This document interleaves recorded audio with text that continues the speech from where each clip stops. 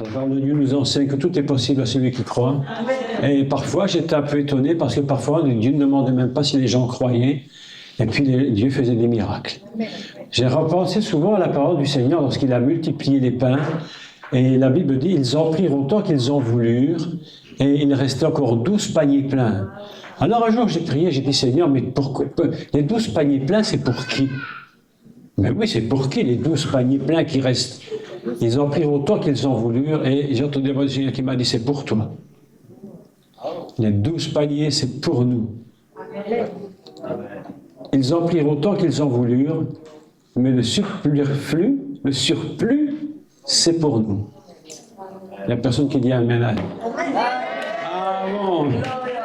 Et ça, je le crois de tout mon cœur. Je le crois de tout mon cœur parce que c'est une expérience que nous devons apprendre à vivre par la foi.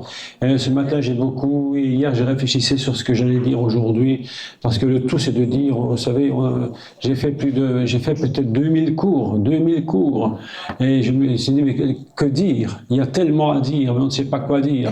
Alors j'ai dit, qu'est-ce que toi, Seigneur, tu veux dire? Et ce que disait tout à l'heure Nasser, c'est vrai, c'est le Saint-Esprit qui décide ce qu'on dit. Alors on peut prêcher tout ce qu'on peut, mais c'est de toucher le bon filon, au bon moment. Et ce matin, je voulais vous enseigner, mais pas très longtemps, j'ai 40 minutes, hein, plus ou moins, donc c'est pas très long pour moi, mais je voudrais vous enseigner aussi la puissance de la parole. Écoutez-moi bien, ceci c'est très important parce que on ne peut pas se fier dans la parole de Dieu si elle n'est pas fiable. Mais lorsque le Seigneur a dit, et je suis toujours étonné de voir comment le Seigneur agit. Il ne fait même pas de longues prières. Est-ce que vous avez remarqué une chose? Lorsqu'il prie pour les malades, il ne prie pas pour les malades. Il annonce la guérison. Amen. Et cet homme avait dit seulement un mot, pas deux, un mot. Un mot, mes amis, un mot contient toute la puissance du ciel. Amen. Je vais vous dire qu'une seule lettre de la Torah, une seule consonne de la Torah contient toute la puissance du ciel. C'est pourquoi il y a une très grande puissance dans la parole de Dieu. Et lorsque le Seigneur va et se trouve devant la foule de 15 000 personnes et il dit, donnez-leur vous-même à manger. Et les disciples disent, mais tu sais, avec ce qu'on a comme argent pour acheter autant de pain, on n'en aura jamais assez.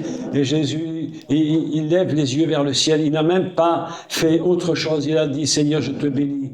Il a levé les yeux vers le ciel, il a rendu grâce. Le pain, les poissons se sont multipliés et j'ai entendu la voix du Seigneur qui m'a dit, écoute ça, Jude, je te dis vraiment.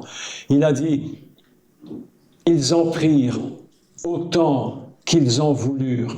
Et un jour, nous vivons, et ma femme et moi, nous vivons de l'Évangile.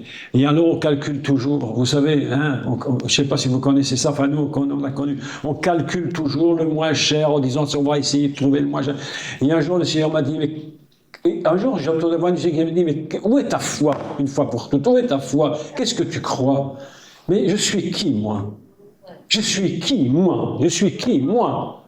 Et toi, tu crois? Et toi, tu dis quoi? Tu calcules? Un jour, j'ai dit à mon épouse, quand on arrête le délire parce que l'incrédulité, c'est un délire. La foi est une sagesse. L'incrédulité, c'est un délire.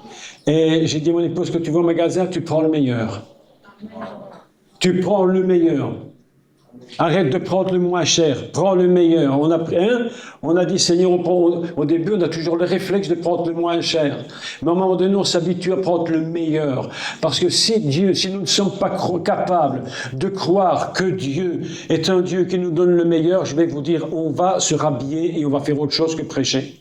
C'est facile de prêcher la foi, c'est plus difficile de la vivre.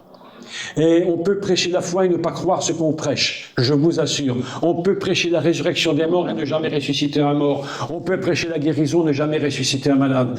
Laissez-moi vous dire quelque chose de très important. Il y a, je ne sais pas, moi, je me rappelle plus trop, une trentaine d'années, je pense, j'étais en Côte d'Ivoire. Et en Côte d'Ivoire, je suis parti faire une croisade dans les forêts, dans les brousses. Et là-bas, je suis arrivé, il y avait une immense foule qui nous attendait dans un immense village, le plus grand village de Côte d'Ivoire qui se trouve dans l'ouest, qui s'appelle Bapleu.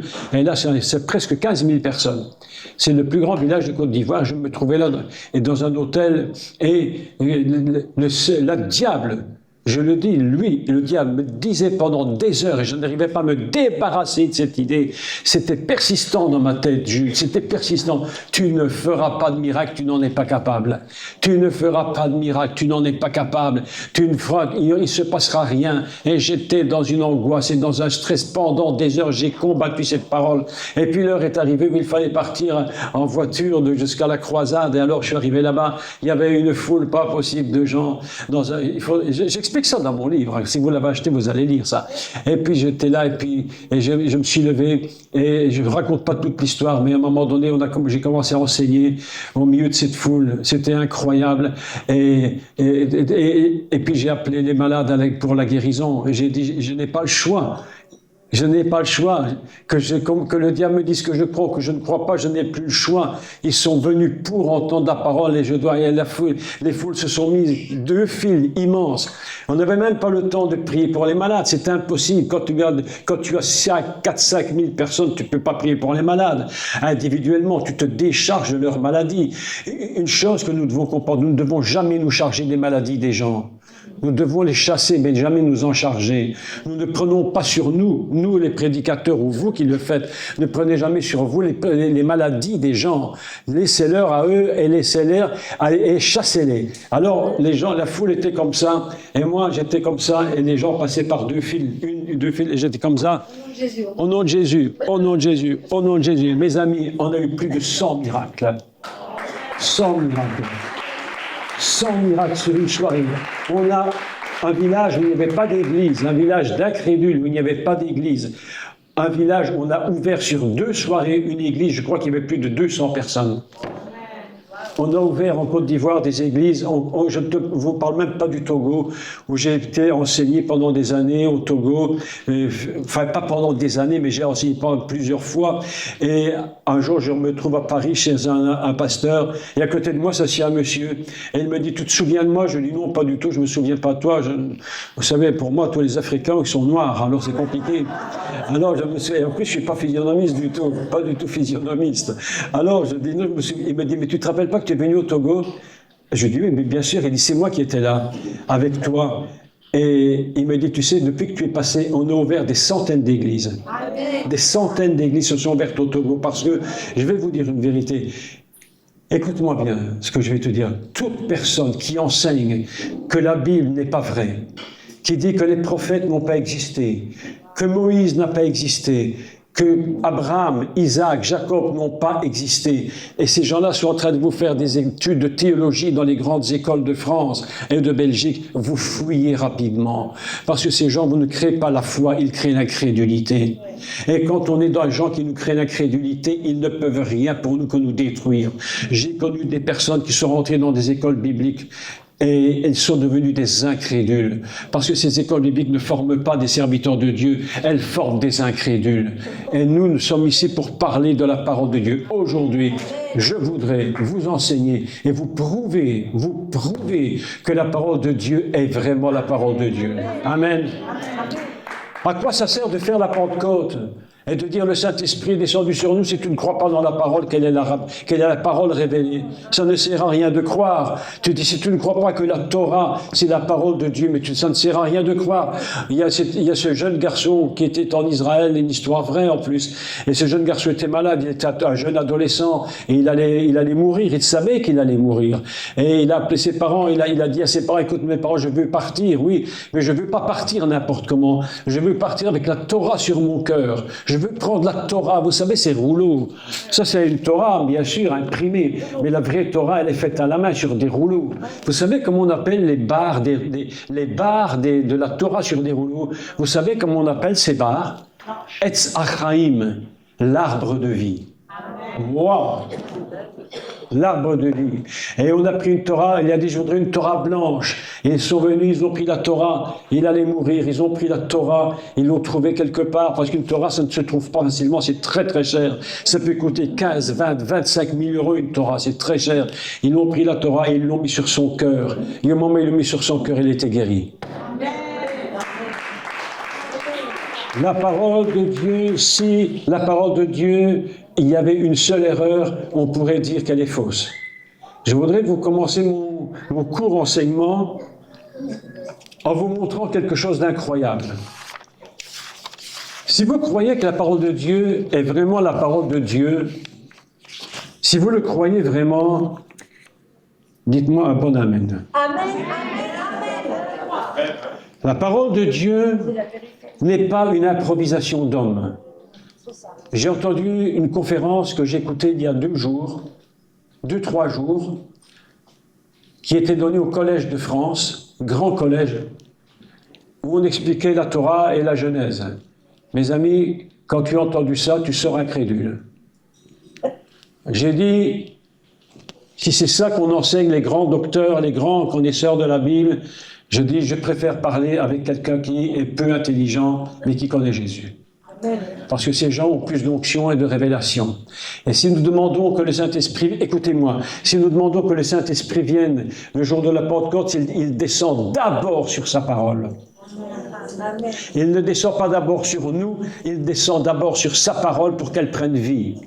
C'est pourquoi la parole de Dieu est infaillible. Et je me suis dit, vous croyez que la parole de Dieu est la vérité? Vous croyez qu'elle était inspirée par le Saint-Esprit? Les rabbins nous enseignent que Moïse sur la montagne a reçu la parole de Dieu lettre par lettre. Alors on le croit ou on ne le croit pas, mais je crois que c'est vrai. La parole de Dieu a été donnée lettre par lettre, une à côté de l'autre, sans espace. Et mes amis, il y a plus d'onction dans une seule lettre de l'alphabet hébreu que dans tous les livres du monde entier. Il y a plus d'onction dans une seule lettre. Alors je suis parti du principe suivant, je me suis dit, mais si, ou puisque la parole de Dieu, je crois qu'elle est la parole de Dieu, je crois qu'elle est infaillible, il faut quand même le prouver. Et comment on peut prouver que la parole de Dieu est infaillible à des Juifs qui ne croient pas que Jésus est le Messie? Il faut quand même le prouver.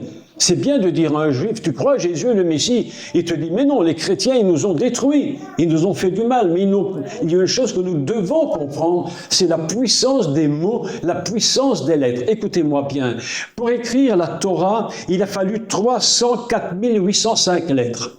Il n'y a pas une de ces lettres qui n'a pas été inspirée de Dieu.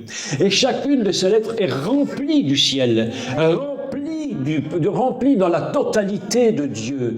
Chaque lettre de l'alphabet hébreu est remplie de Dieu. Est-ce que vous croyez ça? C'est-à-dire que lorsque tu prends la Torah et que tu lis cette Torah, tu te dis, mais qu'est-ce que ce livre? C'est pas un livre comme tous les livres, c'est un livre où chaque lettre, chaque nombre de lettres est compté. Vous savez que les scribes, vous savez ce que ça veut dire en hébreu, les scribes? Ceux qui écrivent. La Torah, que la Torah, mais ceux qui écrivent. Tu es d'accord? Les scribes, c'est ceux qui écrivent. Mais pas seulement. Le mot scribe vient d'un mot qui est compter. Oui. Compter le nombre de lettres. Oui. Et si dans une Torah, il manquait, ce que disait Yeshua, un seul yud, on prend la Torah, on la met à la poubelle. Et nous avons rencontré ici à Strasbourg, il y a quelques mois, le rabbin de la synagogue qui nous a fait visiter, et il a ouvert le grand, je ne sais plus comment il appelle ça, le grand armoire, les portes, et derrière il y avait des Torahs. Et il y a des Torahs qui sont cachères. Écoutez, c'est incroyable. Et des Torahs qui ne sont pas cachères. Qu'est-ce que c'est une Torah cachère? Une Torah cachère, c'est une Torah où il n'y a pas la moindre erreur. Et si, pendant des années et des dizaines et des dizaines d'années, une Torah était utilisée et qu'une lettre viendrait à s'effacer par hasard avec le temps, eh bien cette Torah n'est plus considérée comme cachère. Il faut la prendre, une Torah, on ne la met jamais à la poubelle. Le rabbin me disait, une Torah, on ne la met jamais à la poubelle. Une Torah, on l'enterre, afin qu'elle puisse ressusciter. Amen. Une Torah ne peut jamais aller à la poubelle. Il faut. Alors je dis au rabbin, monsieur le rabbin, parce que je voulais un peu titiller pour voir un peu comment il réagit. Et je lui dis, mais est-ce que vous croyez que chaque prophétie qui était dite dans la Bible est une prophétie qui vient comme ça par hasard? Je lui dis, moi je crois que chaque prophétie qui vient dans la bouche d'un véritable prophète, elle vient de la Torah. Et il m'a dit, aucune prophétie existante dans la Bible, aucune n'a sa source si elle n'est pas dans la Torah. Alors, je suis parti du principe suivant, il y a quelques années, je me suis parti du principe, je me suis dit, Mais si la Torah est vraiment la parole de Dieu, écoutez-moi bien, si la Torah est vraiment la parole de Dieu, et d'ailleurs Yeshua a dit, Moïse a écrit de moi. Amen. Si Moïse a écrit de lui, c'est qu'elle est la parole de Dieu. Mais il faut le prouver. Et si la Torah est vraiment parole de Dieu, le nombre de lettres qui sont dans la Torah sont un nombre qui est calculé par le Seigneur, oui ou non? Amen. Oui ou non? Oui. Le nombre de lettres, le nombre de mots. Je pourrais vous parler encore, il faudrait passer vraiment du temps ici ensemble pour vous expliquer comment fonctionnent les 10 commandements qui ont été écrits avec le même nombre de mots et le même nombre de lettres que le premier verset de la Torah.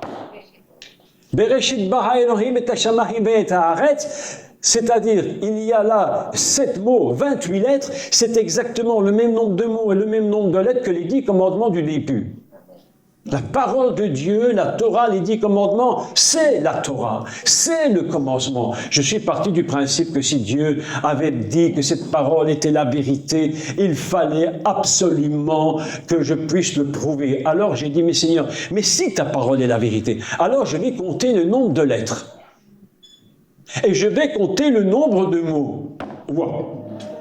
Alors je me suis dit, mais je vais commencer par le jour 1.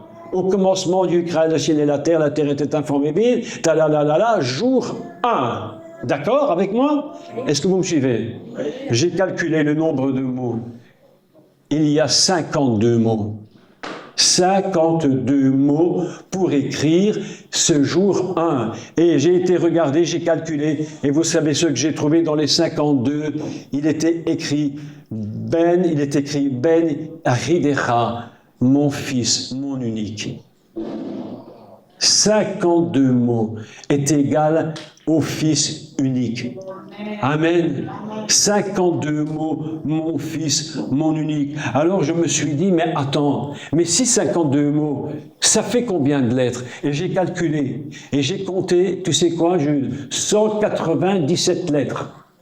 Pour le jour 1. Et 197, vous savez à quoi c'est égal? C'est égal à ce qu'on appelle Elion, le Dieu très haut.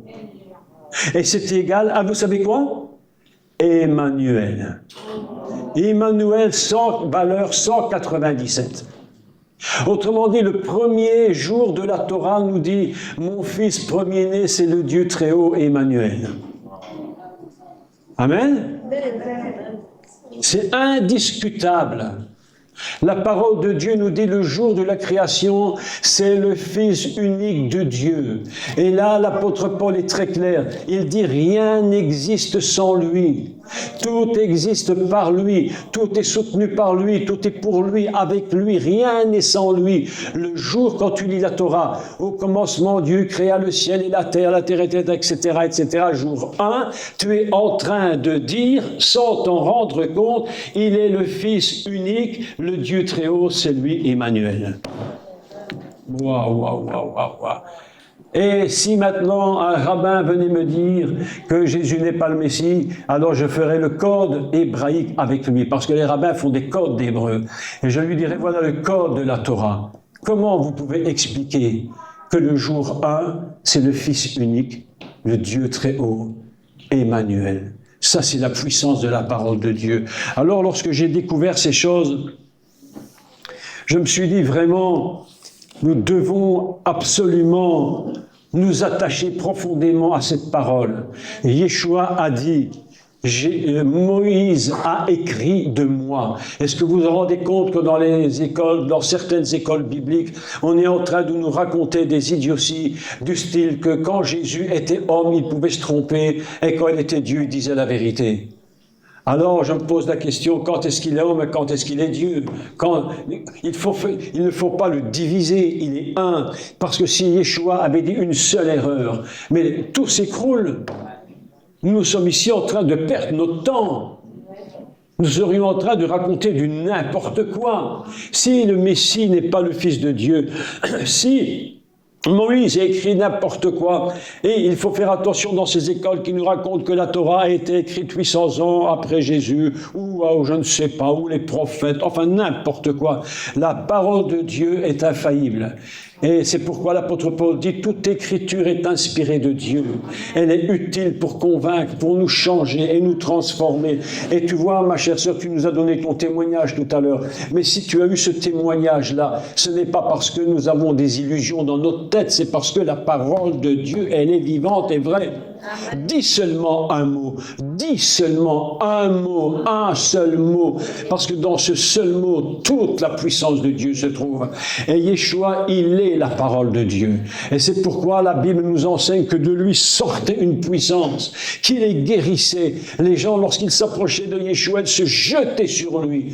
Ils n'avaient même pas besoin de prêcher, les gens se jetaient sur lui. Mon frère Jude, mon frère Nasser, quand les gens vont se jeter sur nous, avant même qu'on ait dit deux mots, oh là là, ça veut dire qu'on aura vraiment compris quelque chose du Seigneur.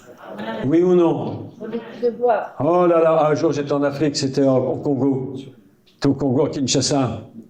Et là, je faisais un grand séminaire pour les pasteurs. Il y avait quelques centaines de pasteurs là.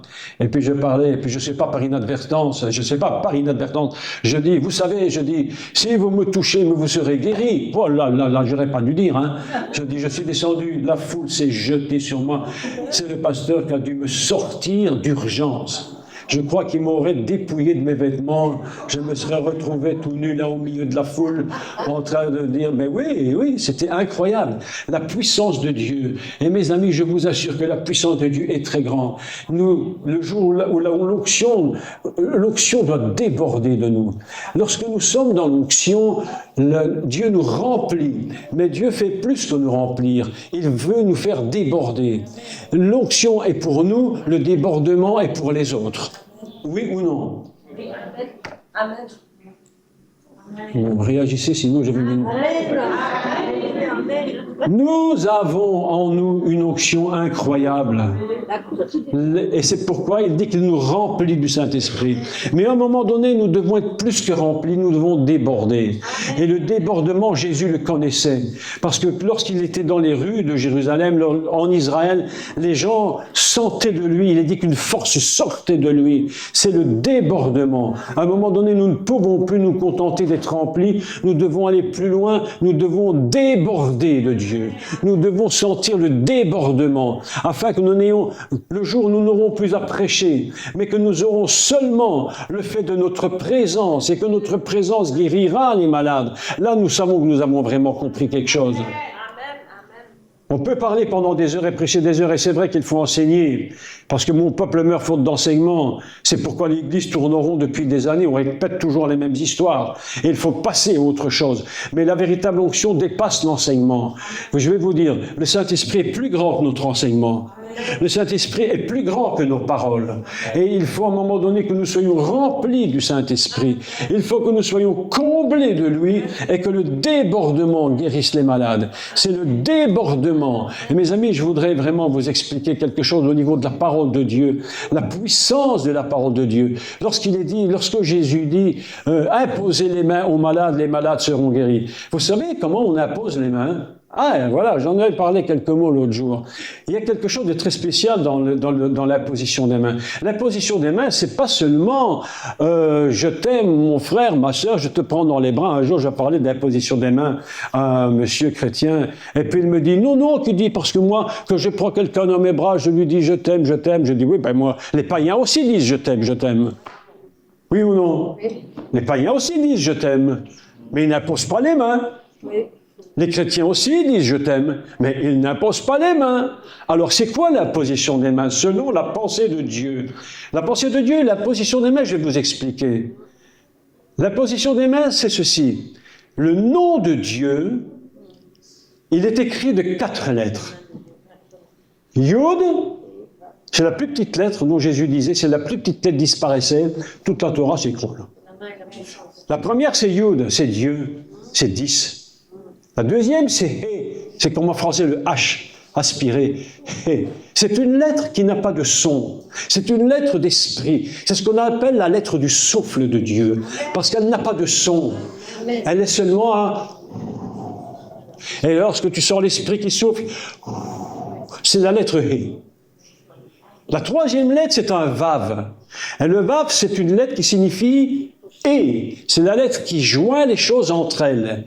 Si je dis toi et moi, c'est Ani, V, c'est le Vav, V, Ata. Ani, moi et toi. Donc Vav, c'est le lien. Et la dernière lettre du nom divin, c'est le He. Il y a deux He. Je te parle maintenant de la position des mains. Écoute bien. Tu vas être très étonné. Et la position des mains, je vais demander à quelqu'un de venir ici, je vais vous montrer quelque chose. Viens, viens. Parce que j'ai un sourire là. Ah là là là là là là. Ma femme me disait ce matin au sujet de Jude, ça c'est un homme qui aime le Seigneur. C'est vrai, hein? Tu aimes Jésus, hein? En plus, il est beau comme pas possible. Avec sa barbichette là. C'est comme la barbe d'Aaron. Dans de l'huile sur sa tête, ça coule sur sa barbe. Là. Il est beau. Reçois. Oh, reçois mon frère. Un jour, on était en France, on a fait une auction d'huile. J'ai fait une auction d'huile spéciale, tu sais, avec la bouteille. Je me rappelle. Je me rappelle. Tu te souviens? Et j'ai dit à un monsieur qui était là, viens. Alors, il avait une grande barre et j'ai versé l'huile sur sa tête, ça coulait de partout, c'était incroyable. Yud He Vav He, c'est le nom de Dieu qui signifie l'éternel. 4 lettres. 4 lettres. La première lettre, c'est 10, la deuxième, c'est 5. 5. La deuxième est 5. Et le Vav, c'est une lettre hébraïque, ce n'est qu'une ligne droite. Quand Dieu crée l'homme à son image, il le crée et il lui donne son nom. Il lui dit Vav, He, He. 5 et 5, c'est 10. 5 et 5, 10. 10, c'est le nom de Dieu. Qu'est-ce que c'est la position des mains? C'est quand tu prends tes deux mains, tu les joins, et quand tu joins tes mains, tu es en train de créer le nom de Dieu. Lorsque tu les mets ouvertes, tu crées le réceptacle. Et lorsque tu imposes les mains sur quelqu'un, ce n'est pas les mains que tu imposes, c'est le nom de Dieu. C'est le nom de Dieu. Quand tu fais une imposition des mains, tu déposes Dieu sur la personne.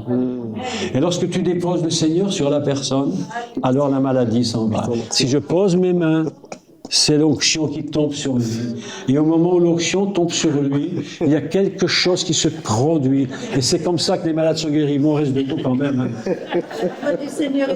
Mais c'est la vérité. Nous sommes en train... Alors c'est pourquoi...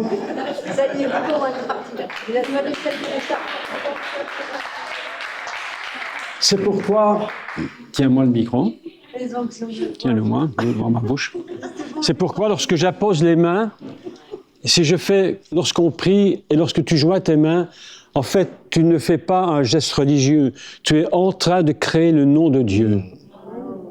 Et quand on prie, tu peux mettre tes mains comme ça. Et dans cette position des mains, tu as créé le réceptacle de la matrice qui fait que tu reçois. Parce que Dieu ne donne qu'à ce qu'il est lui-même. Dieu se donne lui-même à sa propre parole. C'est pourquoi nous créons un réceptacle divin. Nos deux mains, c'est pas du hasard. Nous avons été créés avec deux mains pour représenter le nom de Dieu. Et lorsqu'on met ses mains sur quelqu'un, c'est le nom de Dieu qui est tombé sur toi. Et c'est pourquoi lorsque nous imposons les mains, c'est pas simplement dire ça va mon pote, comment tu vas? Non, le nom, c'est une détermination où nous sommes en train de mettre en place le nom de Dieu. Et c'est pourquoi nous ne devons pas l'oublier. Nous avons été créés à son image et à sa ressemblance. Amen. À son image en haut, à sa ressemblance en bas. Et nous avons fusionné ensemble ce nom de Dieu. Et ce nom de Dieu est tellement puissant qu'il est capable de guérir les malades. Amen. Le nom de Dieu, vous savez, c'est pas nos mots qui chassent les démons. C'est la puissance de la parole. Et aussi longtemps que nous croirons que nous sommes si puissants, nous allons nous tromper. Nous ne sommes que des pauvres pauvres instruments ou de simples instruments, et Dieu nous utilise pour propager sa parole et son onction. Mais nous ne produisons rien de nous-mêmes. Nous ne produisons rien. Je ne produis aucune onction. Tu n'as jamais produit d'onction dans ta vie, mais tu as communiqué quelque chose que Dieu avait mis en toi, parce qu'une force sort de nous, et il faut que nos paroles soient les paroles du Seigneur. Et vous savez, tous nos mains, même lorsque nous marchons, nous avons 5 doigts de pied à chaque pied. 10, c'est Dieu qui marche. Amen. Wow. Dieu se déplace. Et il se déplace en Galilée, il se déplace ici où nous sommes. Et quand je vois tes beaux baskets, je me dis, dedans, il y a la présence du Seigneur. Amen. Et quand il marche, c'est le Seigneur qui marche. Parce que Dieu nous a créés à son image et à sa ressemblance. Et nous devons absolument comprendre ces choses. La parole de Dieu est infaillible. Merci mon frère. La parole de Dieu est infaillible. Alléluia. Le premier verset de la Torah nous dit « Je suis le Fils unique. Ben Yechidecha, je suis Fils unique. Et je suis Elion, le Dieu très haut. 197. Et je suis Emmanuel, 197, comme le nombre de lettres. Mes amis, ça c'est la vérité. Et toute la Torah, du début à la fin, après qu'on a terminé les 304 875 lettres, à la fin de la Torah, lorsque nous avons tout lu, eh bien nous avons mis en place tout le code du ciel. Le code du ciel. Et cette Torah que nous prenons, si nous la prenons et nous la mettons sur notre cœur, c'est là qu'elle doit se trouver. Sur notre cœur. Eh bien, mes amis, cette Torah nous transforme et nous change. Les chrétiens sont en train de se dire, ils vont voir les psychologues, ils vont voir les psychiatres, ils vont voir tout le monde. Et quand tu es voir tout le monde, t'en es où? Et les psychologues, ils te font quelque chose de terrible. Vous savez ce qu'ils font, les psychologues et les psychiatres? Ils font ce qu'on appelle le rebirth. Ils veulent te faire retourner dans ton passé pour voir où étaient les problèmes. Le Seigneur te dit, arrête-moi tout ça. Le Seigneur a fait lui-même une grande rebirth. Lui-même, il est né de nouveau. Amen ou pas amen? Amen. Il est né de nouveau lui-même. Il n'avait pas besoin de venir, de retourner dans mes ancêtres arrière-petits. Non, mes amis, Dieu te fait retourner au départ. Il met la mort à ton vieil homme. Il détruit le vieil homme. Il dit, recommence à zéro. Repars au début. Et confie-toi dans ma parole. Mes amis, si nous avions compris ce qu'est la parole de Dieu, mes amis, nous serions ailleurs que nous sommes. Si nous avions compris toute la puissance de la parole de Dieu, toute sa puissance, ce qu'elle est vraiment et ce qu'elle représente vraiment, mes amis, nous serions ailleurs. On s'est tellement battu, on se bat pour bâtir des églises, mes amis, mais ne perdons pas notre temps. On n'est pas là pour bâtir et bâtir et bâtir et bâtir. On est là pour gagner les âmes. Et la parole de Dieu nous enseigne, et l'Esprit de Dieu ajouté à l'Église, oui ou non? Il n'est pas écrit que c'était l'évangéliste qui ajoutait à l'Église. C'est pas écrit que c'était l'évangéliste ou le prophète qui ajoutait à l'Église. C'est pas écrit. Il est écrit que le Saint-Esprit ajoutait à l'Église. Comme tu nous l'as dit très bien tout à l'heure, la réponse est géniale. Est-ce que les hommes ou les femmes prêchent? Non, c'est l'Esprit. Amen, c'est ça. Est-ce qu'une femme peut prophétiser dans l'Église? C'est pas le problème, c'est l'Esprit. C'est l'Esprit de Dieu. C'est pourquoi nous devons absolument comprendre. Jésus a dit ceci dans Jean chapitre 5, verset 39. Vous sondez les Écritures, et c'est en elles que vous trouvez la vie éternelle. La vie éternelle ne se trouve pas dans nos prédications. La vie éternelle ne se trouve pas dans nos prophéties. La vie éternelle se trouve fondamentalement dans la parole de Dieu par le Saint-Esprit. Et si nous prophétisons, il faut que nous prophétisions par le Saint-Esprit. Et que nous n'ajoutions rien. Et Paul savait très bien, l'apôtre Paul, qu'il y avait des difficultés au niveau de la prophétie. C'est pourquoi il disait, évaluez-les. Évaluer la prophétie pour qu'on n'aille pas rajouter des choses inutiles. Il y a tellement de gens aujourd'hui qui racontent tout et n'importe quoi. Le monde, il n'y a rien de plus insupportable pour moi, je ne sais pas pour vous, que tous ces gens qui vous donnent leur carte de visite. Prophète machin, prophète bidule, prophète truc, et puis tu as des piles de cartes de visite. Et... Vous savez comment on reconnaît un prophète? Par son humilité. Par Son humilité, son amour. Non, Ah, non, pas nécessairement. Pas nécessairement, bien sûr, entre autres. Vous savez comment on a... Vous savez quand... Écoutez, je vais vous redire un truc incroyable. Écoutez bien ça. Comment connaissait-on le prophète Élisée? Comment savait-on qui était ce monsieur? Voilà une question, hein? Qu'est-ce qu'on disait de lui? On disait d'Élisée, c'est l'homme qui versait de l'eau sur les mains d'Élie. C'est-à-dire, c'était un homme qui avait la capacité de servir quelqu'un. Quelqu'un qui ne sait pas servir quelqu'un d'autre, un mentor, quelqu'un qui ne sait pas servir, ne peut jamais être servi. Si tu n'as pas appris à servir, tu ne seras jamais toi-même digne d'être servi.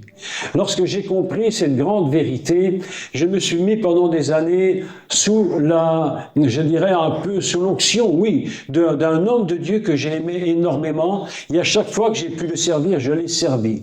Si je pouvais mettre les chaises dans la salle, je mets les chaises. Si je peux balayer la salle, je ne m'inquiète pas, je peux balayer la salle. Si je peux faire quelque chose, je le fais. Je me suis mis au service de cet homme. C'est-à-dire que j'étais comme Élisée, je pouvais verser de l'eau sur les mains de cet homme. Et lorsqu'on parle d'Élisée, on disait, mais c'est qui cet homme? On disait le prophète, mais on disait, mais c'est qui ce prophète? Et vous savez, on lui disait, on ne disait pas, c'est celui qui a raconté des grandes prophéties. On disait, c'est celui qui a servi Élie. Wow! Est-ce que c'est pas beau? Le secret d'un serviteur de Dieu, c'est quelqu'un qui apprend à servir. Si nous ne savons pas servir, nous ne serons jamais capables d'être servis. Si nous ne savons pas servir un véritable prophète, comment tu veux toi-même être un prophète? Laissez-moi vous parler. Qu'est-ce qu'un prophète? Un prophète, c'est un ministère qui est 100% consacré à la parole de Dieu. Amen. Un ministère, il y a des gens qui nous disent, ah, moi j'ai les 5 ministères. Alors, je ne sais pas comment tu fais, parce que déjà, je t'assure, c'est déjà quelque chose. Et un ministère tout seul, quel qu'il soit d'ailleurs, c'est une vie entière de consécration. Et si tu n'es pas un véritable prophète, un véritable enseignant, c'est quelqu'un qui est 24 heures sur 24 dans le don que Dieu lui donne. Et il pourchasse le don. C'est un ministère qui est 24 heures sur 24 dans la parole de Dieu. Il n'y a pas de prophète qui prophétise le dimanche matin seulement. Et quand je dis ça, ce n'est pas péjoratif. C'est pas les petites prières, les petites prophéties du dimanche matin. Et je ne dis pas qu'elles sont fausses. Dans le meilleur des cas, elles peuvent être vraies, d'accord? Prenons le meilleur des cas où elles sont vraies, les prophéties, d'accord? Elles sont vraies. Mais lorsque j'étais jeune, j'étais avec ma mère dans une église de Pentecôte. Je ne connaissais pas trop la Pentecôte à cette époque. Et puis j'entendais toujours prophétiser les mêmes choses. Les mêmes choses. Mais je vous assure. Et je me suis posé des questions plus tard. J'ai dit, mais ils prophétisent tous le même. Et qui prophétise sur quoi? Sur quoi prophétise-t-il en général? Je vais vous dire sur quoi il prophétise en général. Vous savez quoi? Sur quel verset de la Bible? Parce qu'on ne prophétise jamais que sur un verset biblique ou sur des paroles de Dieu. Il prophétise sur Jean 3,16. Car Dieu a tant aimé le monde, mon frère, repens-toi, le Seigneur m'a dit qu'il te faut te repentir. Oui, mais attends, quand tu as prophétisé ça pendant des années, tous les dimanches matins, ça devient un peu fatigant. Alors je me suis posé la question, je me suis dit, mais pourquoi les prophéties tournent toujours autour du même système? Et vous savez ce que j'ai compris? C'est parce que ces gens qui prophétisent ont reçu un don, mais ils ne connaissent pas la parole de Dieu. Et ils ne se sont pas consacrés totalement à la connaissance de la parole. Il n'y a pas un prophète qui peut prophétiser s'il n'est pas 100% dans la parole de Dieu. Parce que nous ne prophétisons que sur ce que nous connaissons. Et si vous ne connaissez rien de la parole de Dieu, le Saint-Esprit ne va pas vous dire lui-même, c'est pas le Saint-Esprit qui vient nous lire la parole à notre place, tu es d'accord? Si tu ne lis pas la parole, le Saint-Esprit ne lit pas pour toi. Si tu n'étudies pas la parole, le Saint-Esprit ne va pas t'aider à étudier pour ta place. Chacun fait son job. Si tu n'es pas capable de lire et de te consacrer complètement à la parole, tu ne pourras jamais dépasser le niveau prophétique du dimanche matin où il y a des prophéties très minimum. Je ne dis pas que tout est minimum, il y en a des meilleurs que d'autres, hein, c'est pas ça. Mais on est resté très basique. Mais le véritable ministère de prophète, c'est quelqu'un qui est 100% dans la parole. Pourquoi croyez-vous aujourd'hui qu'il y ait tant de faiblesse dans l'enseignement dans les églises? Tant de faiblesse. Et pourquoi les gens cherchent autre chose jusqu'à tomber dans les erreurs? Et ils cherchent tellement la parole de Dieu que certains tombent dans du judaïsme. Pourquoi? Parce que on ne va pas chercher plus loin. On reste dans ce qu'on connaît depuis 20 ans, 30 ans, 40 ans, 50 ans. Mais mes amis, si vous voulez apprendre, il faut vous consacrer à la parole de Dieu. Il faut vous consacrer. C'est pas que pour moi, c'est pas que pour toi, c'est pas que pour les... Non, c'est pas que pour les serviteurs de Dieu. Chacun d'entre nous, nous devons nous consacrer à la parole de Dieu totalement. Et évidemment, je le crois qu'il y a des hommes de Dieu qui se consacrent totalement à la parole de Dieu. Et dans les églises, il y en a aussi. Mais il y a une faiblesse de la part des chrétiens, c'est la paresse. Et Dieu n'aime pas les paresseux.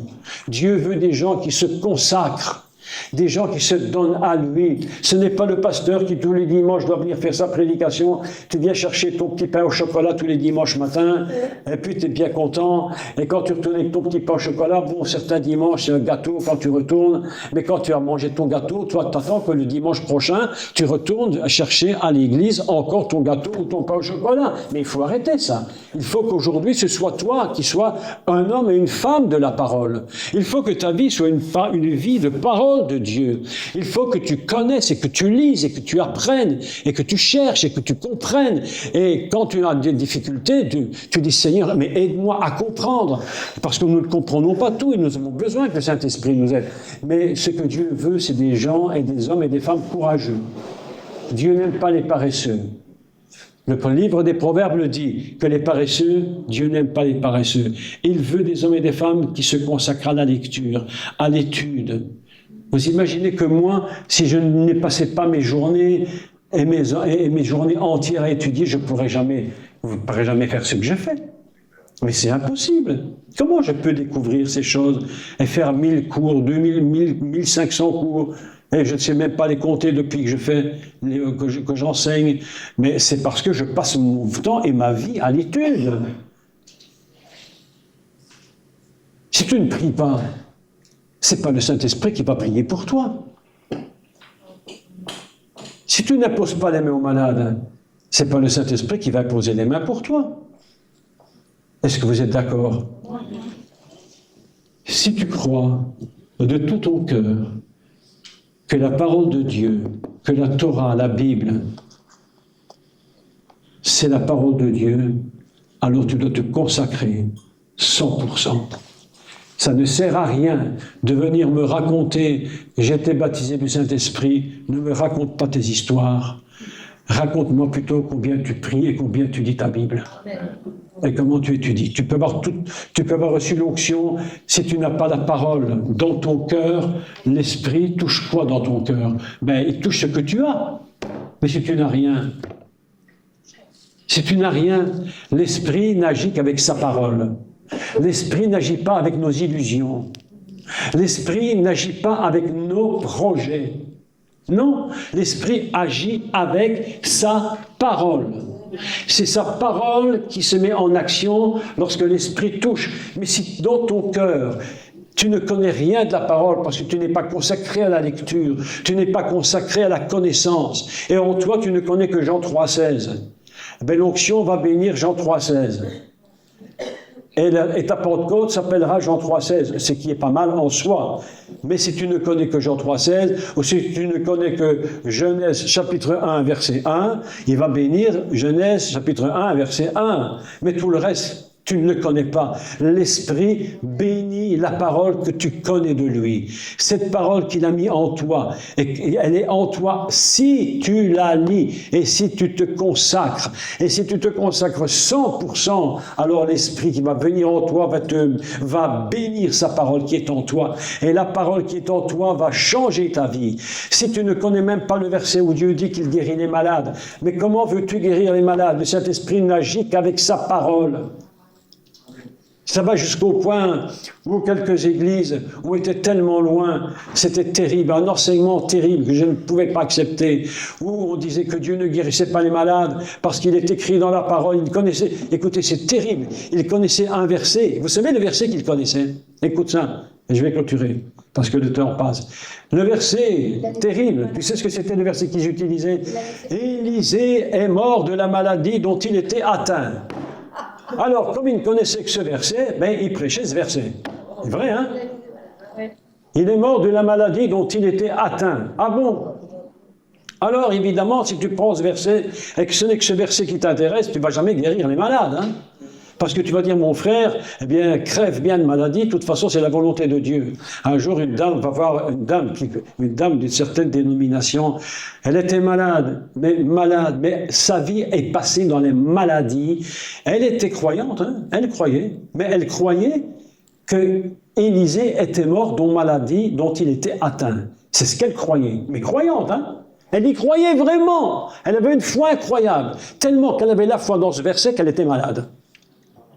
Ah oui, mais je vous dis la vérité, c'est dur à dire. La parole de Dieu, si tu prends un mauvais verset pour une situation, te rend malade. Hein. Elle croyait qu'Élisée était mort. Alors, le deuxième verset qu'elle croyait, c'était quand Paul avait dit, j'ai laissé qui? Timothée malade. Oui, j'ai laissé Timothée malade. Et alors, mais voyez qu'il l'a laissé malade. Elle croyait fermement, elle était malade. Écoutez la suite, c'est incroyable. Donc cette femme, histoire vraie, hein, c'est pas des inventions. Histoire vraie, c'est un jeune garçon, et on allait voir cette dame-là. En plus, elle était habillée en noir, elle était là, complètement fichue, là. Oh non, c'était incroyable, incroyable. Moi, quand j'allais, j'avais peur d'elle. Je me dis, mais qu'est-ce qui va m'arriver? C'était terrible. Et croyant, hein, alors à l'église, hein. Malade. Alors, elle allait voir le médecin de se soigner.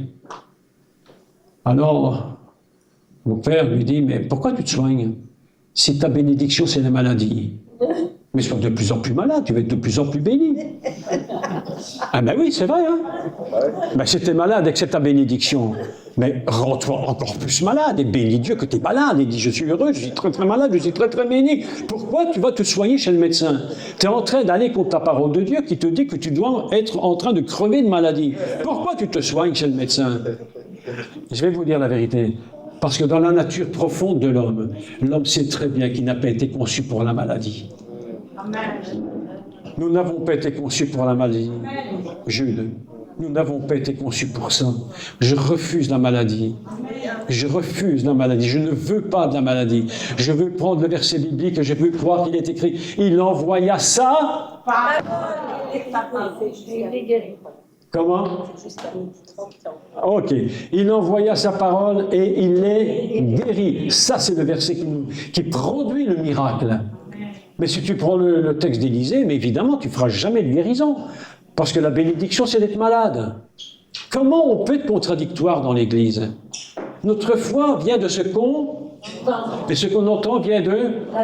Mais si tu prends un verset qui ne convient pas, et que tu prends Élisée qui est malade, ben tu resteras malade.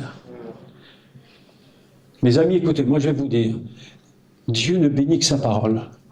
Dieu ne bénit pas nos illusions. Moi, j'ai été un grand visionnaire quand j'étais jeune, et toutes ces visions se sont toutes arrêtées, sauf une, de servir le Seigneur toute ma vie. Parce que c'était un appel. Mais tout le reste s'est arrêté. J'ai bâti, quand vous lirez mon livre, c'est amusant à lire, j'ai bâti une petite église, ça a croulé. J'ai loué un petit bâtiment, 50 € à l'époque, pour moi c'était beaucoup, ça a croulé. J'ai loué une salle de 500 places pour évangéliser. On a mis des milliers de traités dans les rues de la capitale à Bruxelles. On a fait un travail pas possible. Et je me suis retrouvé le soir dans une grande rue, dans une grande salle magnifique. Toute la salle était en velours rouge. Une salle magnifique, c'était loué chez D'Ieteren, le grand fabricant automobile. J'avais loué cette salle magnifique, magnifique. Une semaine d'enseignement d'évangélisation. Une semaine d'évangélisation. Tous les jours, j'étais là avec une petite équipe que j'avais formée. Mes amis, personne n'est venu. Et le seul qui est venu, le deuxième soir, il est rentré. Il s'est assis au fond de la salle, une salle de 500 places. Il s'est assis au fond de la salle tout seul. Et moi, j'étais content. J'ai dit, quelqu'un est venu. Alors, je me suis levé, j'ai dit, je vais vous parler de celui qui vous aime, Jésus-Christ. Le type s'est levé, il est parti. Ouais. Et pendant une semaine, j'ai enseigné à des chaises vides. Oui, et je leur disais, soyez les bienvenus. Je leur disais tous les soirs, soyez tous les bienvenus. Vous savez pourquoi je disais ça? Parce que j'avais la vision qu'un jour ils viendraient. Et j'ai enseigné, et personne ne venait. On a mis des milliers de traités, on a fait des porte-à-porte. Le samedi matin, on réveillait les gens qui étaient encore dans leur lit, ils étaient enragés contre nous. C'était incroyable. Et on a travaillé pendant des années à Bruxelles, c'était incroyable, des années terribles, juste terribles. Je ne sais pas si vous avez connu le truc pareil, mais c'était vraiment incroyable. Mais on a persévéré. Et les visions, nos visions qui étaient faites à ce moment-là, nous les avions faites pour servir Dieu. Mais il y a ce que nous voulons faire pour Dieu et ce que Dieu veut faire pour nous. Et ce n'est pas la même chose. Ce que je veux faire pour Dieu, c'est une chose. Mais il sait qu'on l'aime. Mais ce qu'il veut faire pour nous, c'est autre chose. Et aujourd'hui, ici où je suis avec vous, c'est parce que c'est Dieu qui l'a fait pour moi. Je n'ai pas ouvert cette porte, je n'ai pas même pensé venir ici. Mais j'ai décidé une chose dans ma vie, en tout cas, c'est de ne pas vouloir faire moi-même l'œuvre de Dieu. Il faut laisser le Seigneur nous ouvrir les portes. Une porte qu'il ouvre, il ne la ferme pas. Une porte qu'il a fermée, une porte qui est fermée, elle restera fermée. Il ne faut pas se taper la tête dans les portes fermées. Ne perds pas ton temps à taper ta tête dans les portes fermées. Si la porte doit s'ouvrir, c'est le Seigneur qui l'ouvrira. Mais quand il l'ouvrira, personne ne la fermera. Ni le gouvernement, ni personne, ni rien du tout. Une porte ouverte, c'est une porte que Dieu ouvre. Et quand elle est ouverte, elle est ouverte. On peut essayer de détruire le Messie, mais la porte est ouverte pour qu'il revienne. Ils peuvent faire tout ce qu'ils veulent pour qu'il ne revienne pas. Il reviendra, que ça leur plaise ou non. Oui ou non? Mes amis, je vous dis la vérité. Il faudrait parler des heures sur la foi. La foi vient de ce qu'on entend. Ce qu'on entend vient d'une parole infaillible.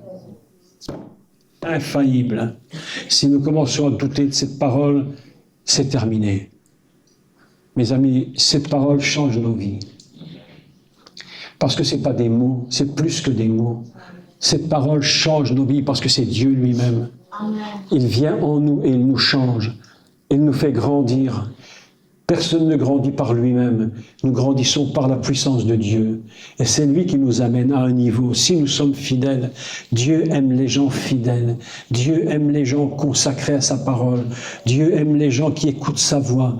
Dieu a dit, j'ai fait des projets sur toi, des projets de bonheur et non de malheur. Et qu'est-ce qu'on dit? Amen.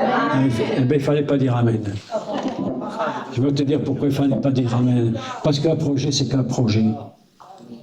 Un projet n'est qu'un projet. Il y a plein de projets que Dieu a fait sur des gens qui n'ont jamais abouti. Tu sais ce que c'est qu'un projet? Un projet, le mot hébreu qui dit projet, c'est un mot incroyable. Le mot hébreu, ça vient d'une racine qui produit le mot marchev.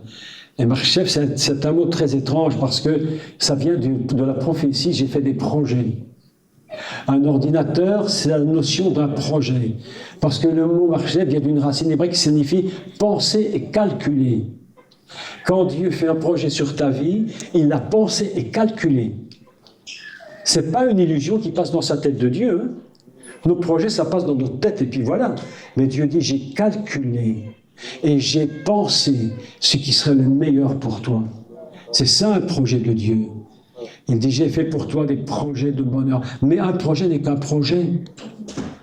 Et un projet peut très bien ne jamais aboutir. Il n'aboutira le projet que si nous sommes consacrés au Seigneur. Et dire, Seigneur, mais tu as fait des projets sur moi. Est-ce que vous savez que même les projets de Dieu, nous ne les connaissons pas?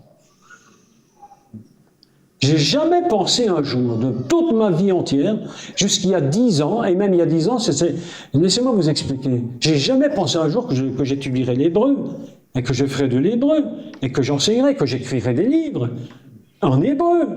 Jamais c'était dans ma tête. Jamais. Mais ça s'est fait naturellement. Et souvent, le Saint-Esprit agit en nous d'une façon naturelle. Tu n'as même pas encore compris ce qui se passe, mais la situation est mise en place par lui, et tu y rentres gentiment, et tu n'as même pas encore tout à fait compris, et peut-être pas du tout, et tu te retrouves là, en train de faire des choses que tu n'avais jamais pensées, qui ne t'ont pas coûté d'efforts beaucoup, parce que tu n'as pas dû inventer des projets dans ta tête. Ce sont les choses de Dieu. Les choses de Dieu nous relaxent. Les choses de Dieu doivent nous relaxer au niveau du projet.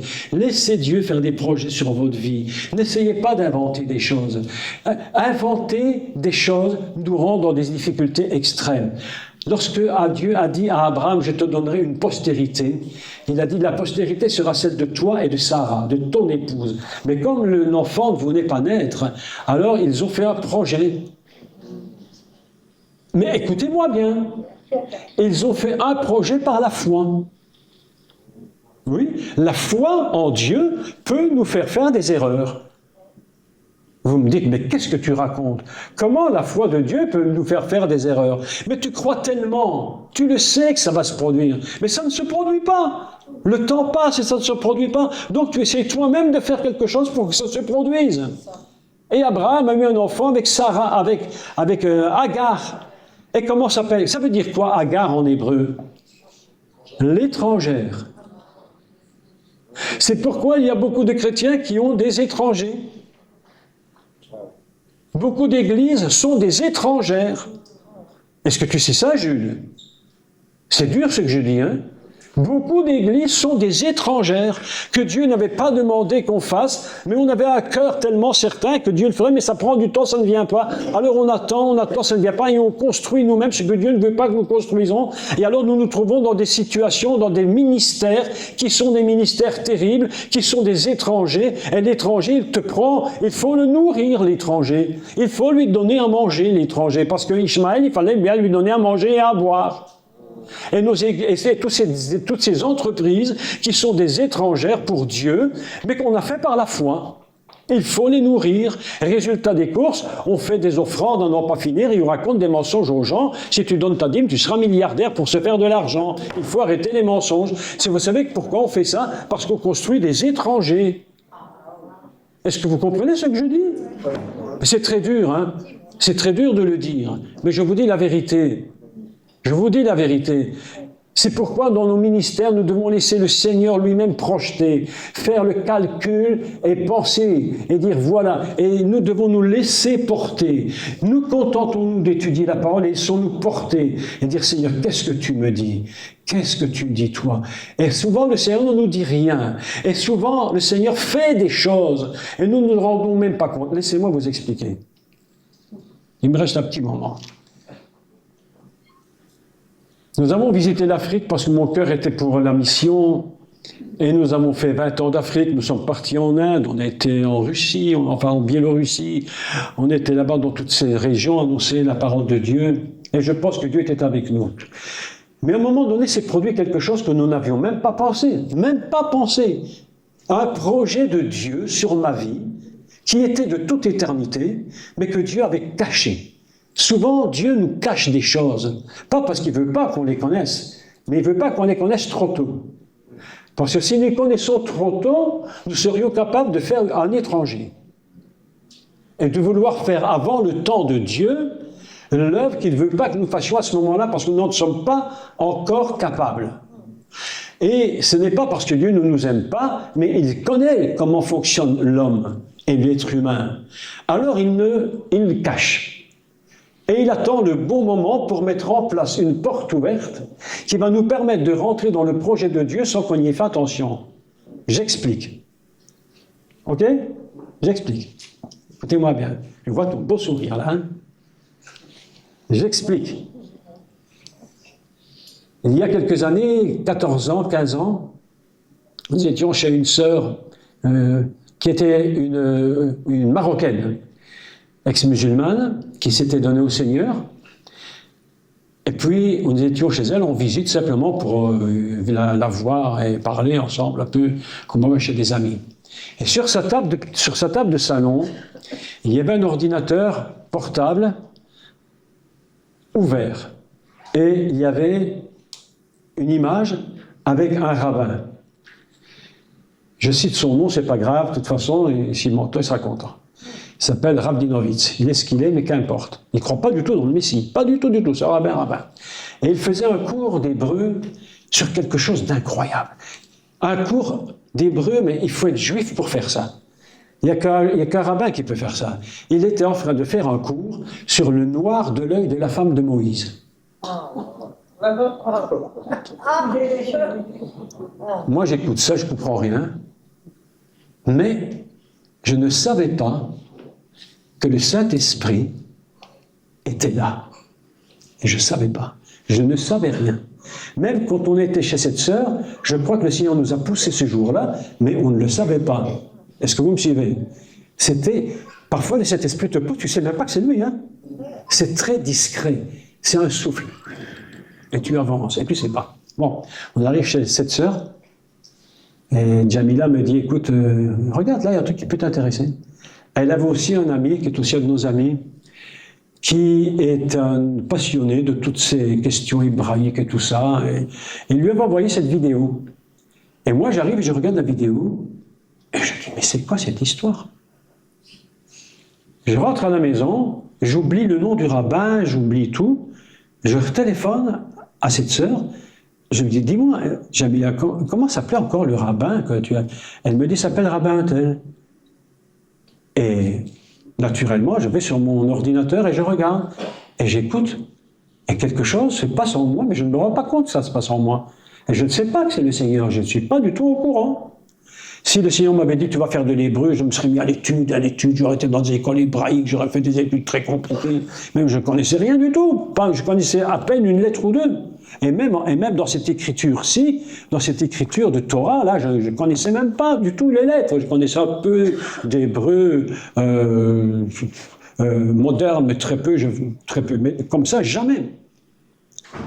Et dans mon esprit, quelque chose me poussait à dire, cherche les racines hébraïques.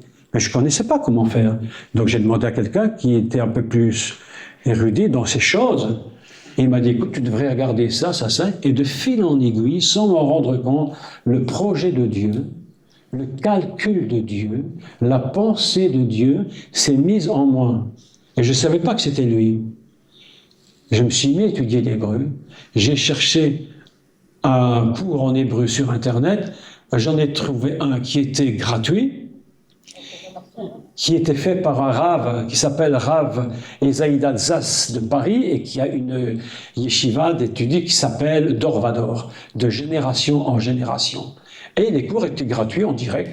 Il y en avait, je ne sais pas, une 50, 60, et je me suis pris à prendre des feuilles comme ça.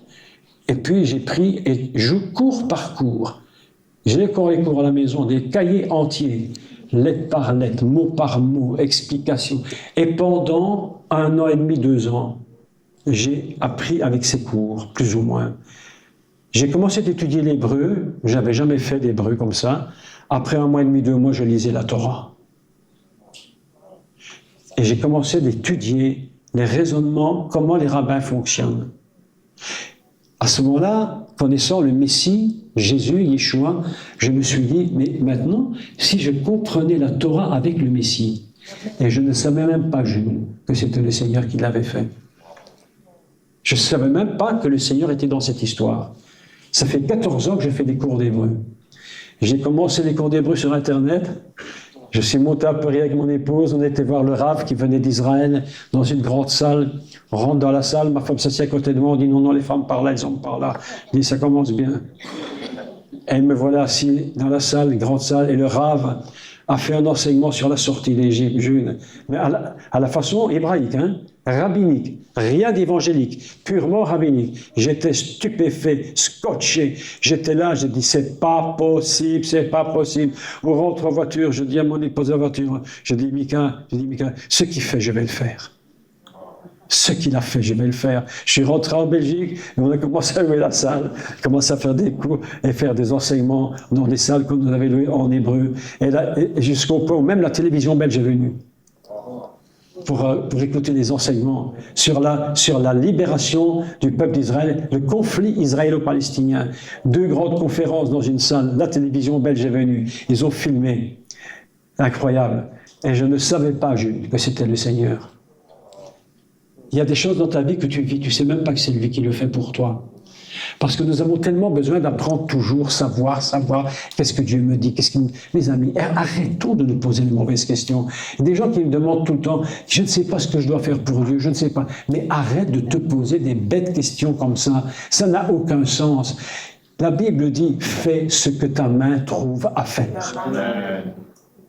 Tu fais ce que tu fais parce que ta main trouve à faire, fais-le. Amen. Fais-le. En la Belgique, nous avons une dame que nous avons emmenée au Seigneur il y a une quinzaine d'années. Écoutez, si elle entend ce que je dis ici, elle n'entendra pas, mais c'était une dame comme tout le monde, une femme, une ménagère. Comme ça, on dit une ménagère. Avec sa famille, son mari, elle avait des problèmes, je rentre pas dans toutes les questions, les détails, bref, qu'importe. Et puis nous l'avons amenée au Seigneur, elle était dans une situation extrêmement compliquée. Elle s'est donnée au Seigneur. Et vous savez quoi, j'avais dit, Seigneur, écoute. J'avais dit, Seigneur, écoute bien, si je ne devais prêcher toute ma vie que pour une personne, une seule personne, je le ferais. Depuis 14 ans, c'est 14 ans, cette femme vient écouter les cours chez moi à la maison tous les mercredis. Elle est seule. Les cours que je vous donne ici, personne ne vient en Belgique. Hein. Personne, hein. Seulement cette dame. Seulement cette dame. Et tous les mercredis, après-midi, pendant 1 heure, j'enseigne cette dame. Tu sais pourquoi? Parce que la Bible dit, fais ce que ta main trouve à faire. Et ne trouve pas d'excuses en disant, il n'y en a pas 10, il n'y en a pas 20. Mais ce n'est pas le problème. Jésus a parlé à la Samaritaine, il n'a pas entendu qu'ils étaient 100. Elle était toute seule. Mais quand elle était toute seule, tout le village était touché. Cette dame, aujourd'hui, en hébreu, je vous dis la vérité, cette dame qui est une simple femme de ménage, hein, une femme, entre guillemets, c'est pas méchant ce que je dis, mais c'est pas Claudia Schiffer, hein. Vous voyez, c'est une dame toute simple, physiquement, toute simple. Elle connaît plus d'hébreu que tous les pasteurs de la région. Elle connaît le Seigneur mieux que vous ne pouvez imaginer. Le Seigneur est rentré dans sa chambre. Oui, elle fumait, elle n'arrivait pas à se débarrasser de la cigarette, elle fumait, elle m'a dit, Jacques, j'ai envie de me faire baptiser, mais je fume, j'ai dit, t'inquiète pas, fais-toi baptiser. Écoutez, rentrons pas dans des complications, tout ça c'est des bêtises. J'ai dit, on va te baptiser, je l'ai baptisée. Elle fumait. Et un jour, elle lisait un livre de Watchman Nee, un tout petit livre. Marcher debout, assis, je ne sais plus comment ça s'appelle. Être assis, marcher. Voilà, elle lisait ce petit bouquin dans sa chambre, je lui avais prêté le livre. Elle était dans sa chambre, dans son lit, elle lisait, être assis, marcher debout. Et tout à coup, le Saint-Esprit est rentré dans la chambre.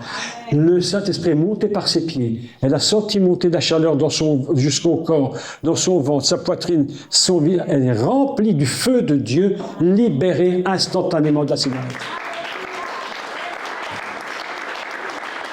Et c'est un beau témoignage, parce que Dieu n'a pas besoin de moi pour faire ses œuvres. Il nous utilise. Il a dit, nous sommes des serviteurs inutiles, mais pas inutiles dans le mauvais sens. Des serviteurs qui ne sont pas indispensables. Le Saint-Esprit peut faire ce qu'il veut, comme il veut, avec qui il veut. Nous ne sommes pas indispensables. Les indispensables, vous savez où ils sont? Au cimetière. Le cimetière est rempli d'indispensables. Un grand chef d'État français avait dit « La France, c'est moi ». Il est mort depuis maintenant près de 60 ans, la France est toujours là, il n'est plus là. La France, c'est pas lui, la France, c'est la France. Et quand nous serons tous partis, Dieu continuera. Il se sert de nous, mais nous ne sommes pas indispensables. Nous sommes des serviteurs utiles, mais pas indispensables. Est-ce que vous comprenez ces choses? Et le Saint-Esprit a touché cette dame sans que nous ayons besoin de rien. Simplement, elle est fidèle. Le mercredi, elle vient fidèlement. Je la prends en voiture, je l'enseigne, elle retourne. 1 heure par semaine depuis 14 ans. Parfois, je dis ça aux gens, ils disent, mais si c'était ici, tout le monde courrait t'écouter. Ici, vous êtes tous venus écouter. En Belgique, non. Nul prophète n'est reconnu dans son pays. Dans mon pays, qui me reçoit en Belgique? Une petite église, enfin une belle église, où le pasteur est très très merveilleux. Et l'église est formidable. Il me reçoit 1 fois par mois pour faire un cours le mercredi soir.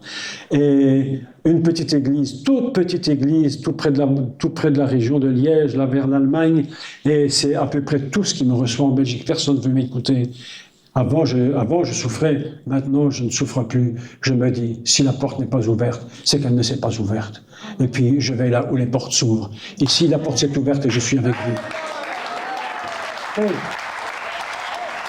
5 minutes pour terminer un témoignage. 5 minutes pour terminer. Je vais vous dire quelque chose de formidable. Ça va vous faire plaisir. Quand j'avais 12-13 ans, je vous ai tous vus en vision. Amen. Je vous ai vu en vision. À 12 ans, 12-13 ans, quelque chose comme ça, dans ces âges-là, 12, 13, 14, je ne sais pas trop, j'ai eu une vision la nuit, j'ai eu une vision. Et je me suis retrouvé devant un stade, un grand stade. Le stade était circulaire, rond. Il y avait une seule porte. Le Stade de France, c'est immense, 100 000 places, quasiment. Et j'étais dans un stade immense, mais immense, immense, rempli de gens, mais rempli de gens, rempli de gens. C'était rempli, rempli de gens. Et moi, j'étais là, jeune garçon de 12-13 ans, et j'étais habillé comme à l'époque, vous savez, quand les semeurs se mettent à la volée. Vous savez, ils se mettaient à la volée à l'époque, hein. Ce n'était pas des machines. Ils avaient un tablier, ils mettaient les semences dans le tablier, ils marchaient dans les champs, et ils jetaient les semences comme ça. Pour semer, c'était à l'époque. Et moi, j'étais habillé en semeur, j'étais 12 ans, 13 ans en semeur avec mon tablier, et j'étais à l'entrée du stade, de la porte. Et il y avait à l'entrée de la porte un grand tonneau rempli de semences. Et il y avait un monsieur à côté, je n'ai pas vu son visage, j'ai vu ses mains. J'ai seulement vu ses mains. Il a pris ses mains dans le tonneau, il a pris les semences, il a rempli mon tablier. Il a rempli mon tablier et il m'a dit, va leur donner à manger. Alors je suis parti. C'était le Seigneur, je ne le savais pas. Je ne le savais pas. J'ai pas vu son visage, mais j'ai vu ses mains. J'ai vu les mains de Jésus. Et il m'a dit, Jacques, va leur donner à manger. Alors je suis parti dans le stade, entre les rangées, et je prenais un grain de blé, et je donnais un grain à chaque personne. Et quand je donnais le grain, les gens se levaient, ils chantaient, ils louaient Dieu, ils criaient de joie, parce qu'ils avaient reçu un grain de blé.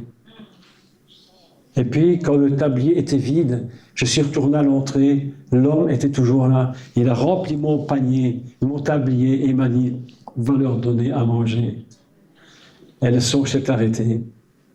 Et une autre fois, j'étais dans un songe, après une période de ma vie, mais d'une difficulté extrême, incroyablement difficile, et j'ai été transporté en esprit, et j'étais sur une colline, il y avait une grande vallée, et en bas de la vallée, il y avait tous les arbres étaient morts, tous les arbres étaient noirs, morts, desséchés, et dans cette vision, j'ai vu la gloire descendre du ciel, au fond de la vallée, et la gloire montait comme un nuage, et la gloire remontait, et comme la gloire remontait, elle touchait les arbres qui étaient morts, et au moment où elle touchait les arbres devenaient des grandes fleurs blanches qui s'ouvraient.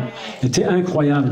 Et là, la nuée est montée, tous les arbres devenaient des arbres en fleurs, et ces arbres étaient incroyables. Et puis la nuée est montée sur la colline, et moi j'étais sur la colline, et la nuée est venue, et la nuée m'a entouré, elle m'a pris, elle m'a entouré, et la nuée m'a fait monter, et je montais vers le haut, suspendu, et je rentre dans une ville, et je passais à la hauteur des premiers étages des maisons, en volant dans la nuée. Et les gens sortaient, ils regardaient par la fenêtre et les gens criaient « Un homme qui vole, un homme qui vole !» Et puis la nuée me redépose, et elle me redépose juste à l'entrée. Écoutez ça, écoutez la suite. Et à l'entrée, il y avait toujours le même homme que j'avais vu à 13 ans. Le même homme était là. Je n'ai pas vu son visage. J'ai vu ses mains et sa voix. Et sur le mur devant lequel j'étais, il y avait des sacs qui étaient suspendus, et dedans il y avait des baguettes, vous voyez, des baguettes de pain. Il m'a dit, Jacques, prends ces baguettes et va leur donner à manger. Une chose est vraie, une porte que Dieu ouvre, il la ferme pas. Les gens ont essayé de nous détruire, de nous accuser. Ils ont traité ma femme de délire spirituel. Parce qu'on vivait par la foi, ils ont dit à ma femme, tu fais du délire de spirituel. Et nous, on a dit, Seigneur, ils vont mieux délirer pour toi que délirer pour eux. Et je préfère délirer pour le Seigneur que pour le monde. Et que pour les bêtises que j'entends des gens. Les gens du monde étaient plus reconnaissants envers nous que les serviteurs de Dieu, que certains serviteurs de Dieu. Est-ce que c'est pas malheureux, ça? Est-ce que c'est pas triste, ça? Et vous continuez à marcher avec le Seigneur.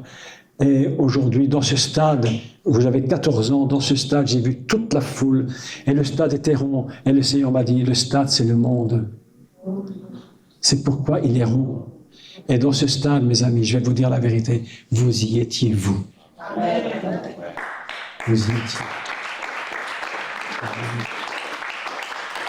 Ce matin, Ce matin, j'ai voulu vous parler seulement avec mon cœur, sans faire des grands enseignements hébraïques compliqués. J'ai voulu parler avec mon cœur et vous dire cette chose pour terminer.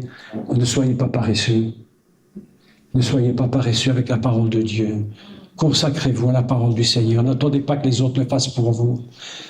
Consacrez-vous, priez, cherchez Dieu. Aimez-le de tout votre cœur. Une porte qu'il a ouverte, il ne la fermera pas. Le seul qui peut fermer une porte, c'est vous-même. Mais lui, quand il l'a ouvert, il ne la ferme pas. Alors on va prier ce matin, simplement prier. Et celui qui veut vraiment se reconsacrer au Seigneur, levez-vous de votre place et dites, Seigneur, moi je veux me reconsacrer tout à fait à toi, complètement, sans complications, sans rien de compliqué, rien de compliqué. On n'est pas là pour les complications, on n'est pas là pour faire des choses compliquées. Il n'y a pas de système, il n'y a pas de système, ça n'existe pas les systèmes. Il n'y a qu'une chose qui compte, c'est ton cœur pour Dieu, ton cœur pour le Seigneur. Et quand ton cœur est pour le Seigneur, alors à ce moment tu te donnes à lui de toute ta vie, tel que je suis, sans rien à moi, tel que je suis, sans rien à moi, sinon ton sang versé pour moi. Et ma voix qui t'appelle, à moi, je dis, agneau de Dieu, je viens. Suis sans rien à moi, sinon ton sang versé, chantons pour moi, et ta voix qui m'appelle à toi, agneau de Dieu, je viens.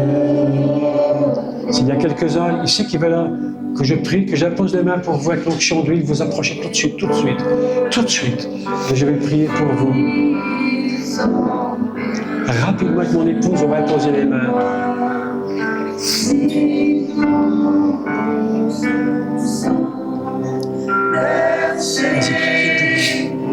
Éternel mon Dieu, Père éternel, que la gloire de Dieu descende sur ton serviteur et que les portes ouvertes ne se ferment jamais plus. Jamais. C'est toi qui le conduis.